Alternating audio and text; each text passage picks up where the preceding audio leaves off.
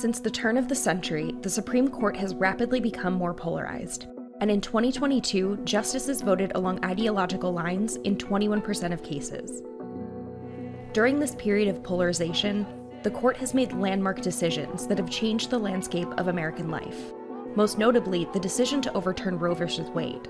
And since then, polling shows that only 25% of Americans have a great deal of trust in the court, and 62% of Americans believe that women should have access to an abortion. Actually, there may be some positive results from the Supreme Court losing a little bit of its luster and giving back a little bit of authority to the people to think more deeply about our own rights. Have decades of bitter political fighting built a polarized Supreme Court that is out of step with Americans? And where does the court go from here?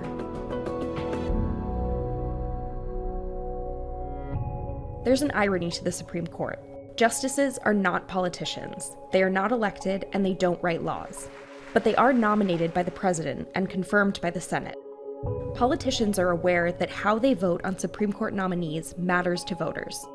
The justices may not be political, but the process of being chosen is.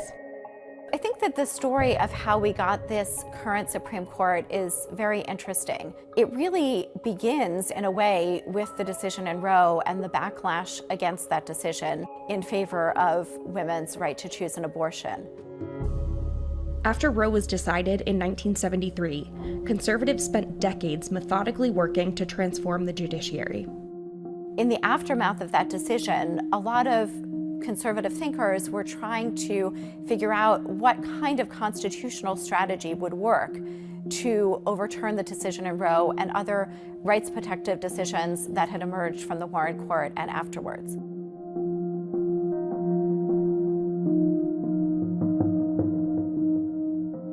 But the Supreme Court's power isn't explicitly written into the Constitution, and was once considered the weakest branch of the federal government. That changed in 1803, when the landmark decision in Marbury v. Madison gave the Supreme Court sole authority to decide the meaning of the Constitution and interpret the laws passed by Congress.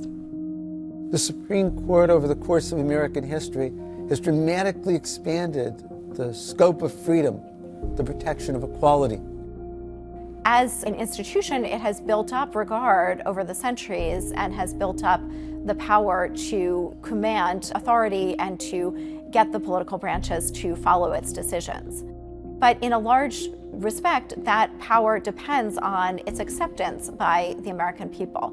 If the American people don't accept the judgments of the Supreme Court, it will lose the power that it has.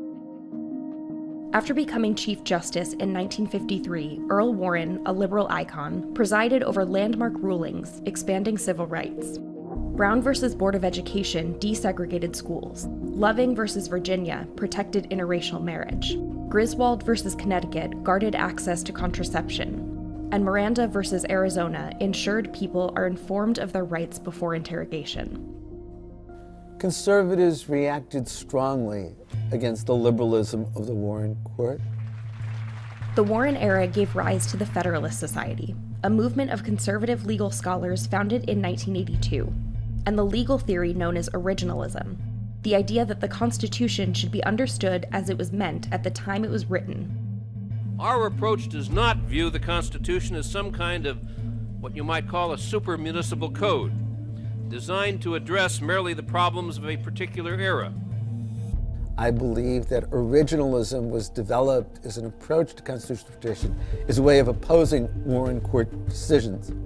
You have a number of really important society-changing opinions that come from the Supreme Court in those years, and the Federalist Society is really a response to that and a desire to really change the understanding of the Constitution in response to many of those decisions. Fidelity to the text of the document that contains all these assurances of our public happiness, the Constitution of the United States. The Federalist Society emerged as the home of originalism, exerting influence on the selection and confirmation of judges across the judiciary. Over the last 40 years, arguably no group has had a greater imprint on the federal courts, including the Supreme Court. Originalism, surprisingly, became a kind of powerful social movement. Critics say Democrats let the movement go largely unanswered, failing to champion a counterweight to originalism. A lot of people who grew up during the Warren Court era or afterwards sort of assumed that the courts were a place where Democrats would win or would have a friendly audience. I think that conservatives have done a much better job of organizing around the Supreme Court and a much better job of looking to fill vacancies on the federal courts with those who are very conservative. Conservatives hold a 6-3 supermajority on the court, thanks in large part to strategy and good luck. Today I am nominating Chief Judge Merrick Brian Garland to join the Supreme Court. In 2016, Senate Republicans refused to hold nomination hearings for Merrick Garland, who former President Obama nominated to replace the late Justice Antonin Scalia, with almost a year left in office. As I've said repeatedly, the next president will be filling that vacancy, and we'll have to see who that is. The blockade allowed Obama's successor, Donald Trump, to appoint conservative Justice Neil Gorsuch. And 2 years later, Trump elevated a second pick, conservative Brett Kavanaugh. The sudden death of Ruth Bader Ginsburg in 2020, weeks before the election, gave Trump a rare third nomination. Republicans rushed through Justice Amy Coney Barrett days before the presidential election. I think that McConnell's blockade of Obama's nomination of Merrick Garland was a strong signal that Republican control of the Senate is going to mean Democratic presidents cannot get any Supreme Court justice confirmed, not just in the last year of a presidency, but very likely for the entirety of a presidency. I expect in our toxic, politically polarized times, if the president and the majority of the Senate are different political parties, the Senate simply won't confirm presidential nominees for the Supreme Court. The court is young. 8 of 9 justices were confirmed since 2005. The oldest justice is Clarence Thomas, who's 74. With the court's balance of power unlikely to change soon, progressives have called for an overhaul, expanding membership of the court and imposing term limits. There's no magic number of 9 for the Supreme Court justices. It didn't start out as 9. The framers actually didn't imagine that there would be an uneven number of justices.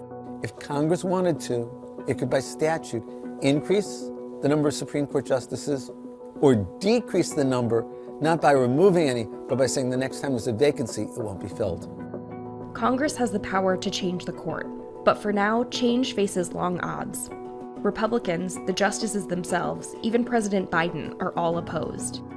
All of this depends on the idea that there would be a majority in Congress that would be in favor of such limitations. But if there is sufficient popular discontent with the Supreme Court, that should be possible.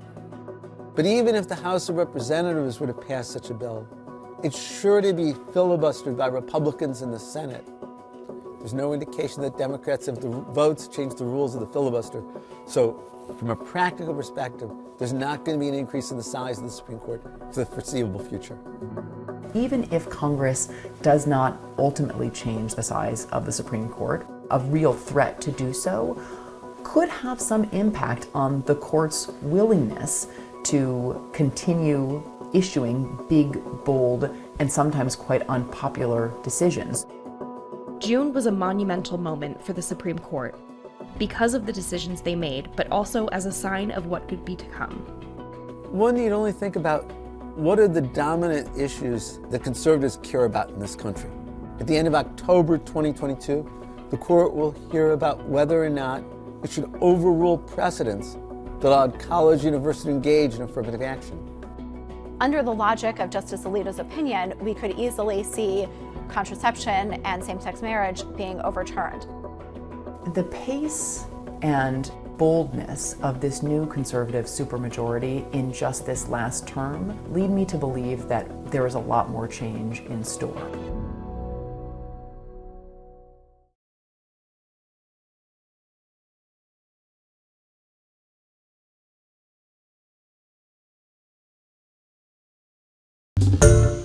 Hi, everyone. George Stephanopoulos here. Thanks for checking out the ABC News YouTube channel. If you'd like to get more videos, show highlights, and watch live event coverage, click on the right over here to subscribe to our channel. And don't forget to download the ABC News app for breaking news alerts. Thanks for watching.